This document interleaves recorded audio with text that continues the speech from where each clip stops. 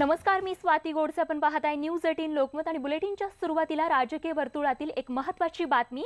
बारामती लोकसभा आणि पुणे लोकसभा मतदारसंघासाठी आज राष्ट्रवादी काँग्रेस आणि काँग्रेसच्या उमेदवार सुप्रिया सुळे आणि मोहन जोशी यांनी आपले उमेदवारी अर्ज भरण्यासाठी नरपतगिरी चौकात या ठिकाणी संयुक्त सभा घेण्यात आली आणि त्यानंतर उमेदवारी अर्ज दाखल केला. या सभेला पृथ्वीराज चव्हाण, अजित पवार, हर्षवर्धन पाटील, सुप्रिया सुळे, पार्थ पवार देखील उपस्थित होते. तर सुप्रिया सुळेंनी काउन्सिल हॉलमध्ये अर्ज भरला.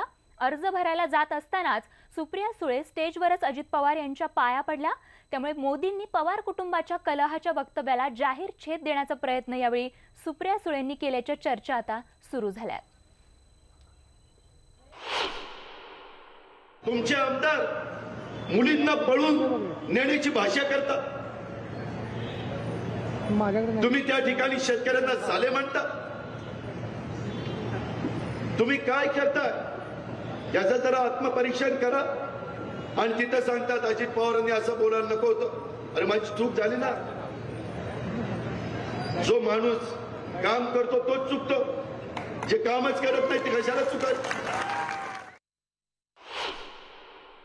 अतिशय तोलून मापून मोजून त्या ठिकाणी बोलण्याचा प्रयत्न करा.